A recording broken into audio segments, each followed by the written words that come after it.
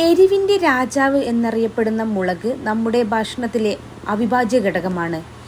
എരിവ് മാത്രമല്ല, ജീവകം സിയുടെയും ഉറവിടമായ ഈ വിള നിത്യേനയുള്ള വീട്ടാവശ്യത്തിനായി അടുക്കളത്തോട്ടത്തിൽ തീർച്ചയായും നട്ടുവളർത്തേണ്ട ഒന്നാണ്. ഇന്ന് നാം പറയുന്നത് പച്ചമുളകിനെ കുറിച്ചാണ്. പോഷകസമ്പന്നവും ഔഷധ ഗുണവുമുള്ള പച്ചക്കറി കൂടിയാണ് പച്ചമുളക്. അധികം പരിചരണമില്ലാതെ തന്നെ അടുക്കളത്തോട്ടത്തിൽ നമുക്ക് മുളക് വളർത്തിയെടുക്കാം. സ്വദേശികളും വിദേശികളുമായ ഒട്ടനവധി ഇനങ്ങൾ മുളകിൽ കണ്ടുവരുന്നുണ്ട്. പൂന്തോട്ടങ്ങൾ അലങ്കരിക്കുന്ന അലങ്കാര മുളക് മുതൽ ഒട്ടും എരിവില്ലാത്ത പാപ്രിക്ക ഇനങ്ങൾ വരെ ഇതിൽ ഉൾപ്പെടാം. കേരളത്തിലെ വീട്ടുവളപ്പുകളിൽ കൂടുതൽ നാടൻ ഇനങ്ങളാണ് കണ്ടുവരുന്നത്. നാടൻ ഇനങ്ങളും വാണിജ്യാടിസ്ഥാനത്തിൽ കൃഷി ചെയ്യുന്ന കർഷകരുമുണ്ട്. വലുപ്പത്തിലും നിറത്തിലും ആകൃതിയിലും എരിവിന്റെ അളവിലുമൊക്കെ വ്യത്യാസമുള്ള ഒട്ടേറെ നാടൻ ഇനങ്ങളുണ്ട്. തണലുള്ള സ്ഥലങ്ങളിലും അടിക്കാടുകളിലുമൊക്കെ തന്നെ മുളച്ചു വരുന്ന ചൂനമുളക് പല ആയുർവേദ ഔഷധങ്ങളിലും ഉപയോഗിച്ചു വരുന്നുണ്ട്. പച്ചക്കാന്താരി, നീലക്കാന്താരി എന്നീ പേരുകളിൽ അറിയപ്പെടുന്ന വളരെ ചെറിയ ഇത്തരം മുളകിന് നല്ല ഡിമാൻഡാണ്. പക്ഷികൾ വഴി ഇതിന്റെ വിത്തുകൾ വീണ് തൈകൾ തന്നെ മുളച്ചു വരാം. പല സ്ഥലങ്ങളിലും കാടുകളിലും നമ്മുടെ വീട്ടുവളപ്പുകളിലെല്ലാം ഇങ്ങനെ മുളച്ചു വരുന്നുണ്ട്. മുളച്ചു വരുന്ന ഇത്തരം മുളക് പ്രത്യേകിച്ച് പരിപാലനങ്ങളൊന്നുമില്ലാതെ തന്നെ നല്ല വിളവും തരും. ഇതിനു പുറമെ പാലക്കാട്, തൃശൂർ ജില്ലകൾ വ്യാപകമായി കൃഷി ചെയ്തു വരുന്ന ഇനമാണ് വെള്ളക്കാന്താരി.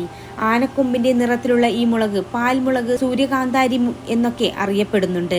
പ്രത്യേക മണവും രുചിയിലുമുള്ള ഇത്തരം മുളക് ഇരുമ്പൻ പുളി, നാരങ്ങയുമായി ചേർത്ത് അച്ചാറുണ്ടാക്കാനും ഉപയോഗിക്കുന്നുണ്ട്. വേനൽക്കാലമായാൽ വൈറസ് മൂലം നീരൂറ്റി കുടിക്കുന്ന കീടങ്ങളുടെ ശല്യം മൂലം ഇലകൾ കുരുടിച്ച് വിളവ് കുറയും. അതിനാൽ എല്ലാ വർഷവും മഴക്കാലാരംഭത്തോടെ തൈകൾ പറിച്ചു നടണം. പടർന്നു വളരുന്നതിന് 2 അടി 60 സെന്റിമീറ്റർ എങ്കിലും അകലം നൽകണം. സെപ്റ്റംബർ, ഒക്ടോബർ മാസങ്ങൾ ഇടവിളയായി കൗങ്ങിൻ തോട്ടങ്ങളിലോ വാഴത്തോട്ടങ്ങളിലോ കാന്താരി തൈകൾ നടാവുന്നതാണ്.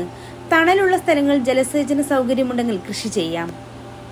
വിത്ത് ബാക്കി ഏകദേശം 25 ദിവസം മുതൽ 30 ദിവസം വരെ പ്രായമായ തൈകളാണ് പറിച്ചു നടേണ്ടത്. ഏപ്രിൽ, മെയ് മാസങ്ങൾ വിത്ത് പാകി മഴയ്ക്ക് മുമ്പ് തന്നെ തൈ പറിച്ചു നടാം. സെപ്റ്റംബർ, ഒക്ടോബർ മാസങ്ങളിലും തൈകൾ നടാവുന്നതാണ്.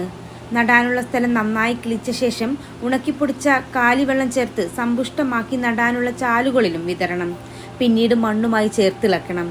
ചാലുകളിലോ തടത്തിലോ എല്ലുപൊടി, വേപ്പിൻ പിണ്ണാക്ക്, ചാരം എന്നിവ സമം ചേർത്ത് മണ്ണുമായി ഇളക്കി ചേർത്ത ശേഷം 45-60 സെന്റിമീറ്റർ അകലത്തിലായി തൈകൾ നടാം.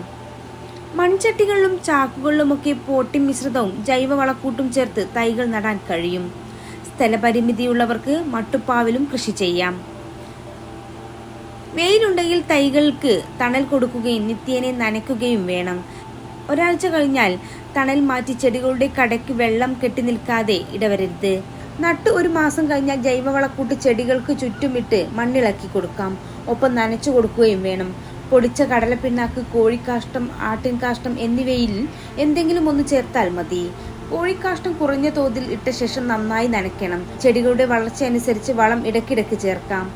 നന്നായി പൂടുന്നതിന് ചാരമോ പൊട്ടാഷോ വളമോ കൊടുക്കണം.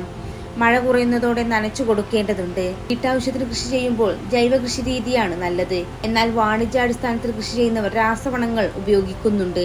കൃത്യതാ കൃഷിയിൽ രാസവളങ്ങൾ ലായനി രൂപത്തിലാണ് നൽകുന്നത്. കേരളത്തിലെ കാലാവസ്ഥയിൽ പച്ചമുളകായിട്ടാണ് അധികവും വിളവെടുക്കുന്നത്. എന്നാൽ വരണ്ട കാലാവസ്ഥയുള്ള പാലക്കാട് ചിറ്റൂർ മേഖല ഓണക്കാലം വരെ പച്ചമുളകായി വിളവെടുത്ത് പിന്നീട് പഴുത്ത മുളക് ശേഖരിച്ച് ഉണക്കിയെടുക്കുന്നുണ്ട്. ഫെബ്രുവരി, മാർച്ച് മാസം കൂടെ വളർച്ച മുരടിച്ച് വിളവ് കുറയും. മുളക് കൃഷി ചെയ്യുമ്പോഴുള്ള ചില പ്രധാന പ്രശ്നങ്ങൾ ഇല കുരുടിപ്പ്, ചെടികളുടെ വാട്ടം എന്നിവയാണ്. ഇലകൾ ചെറുതായി ചുരുങ്ങുകയും വളർച്ച മുരടിക്കുന്നതായി കാണാം. മഴക്കാലം കഴിയുന്നതോടെ ഇത് കൂടുതലായും കാണപ്പെടുന്നത്.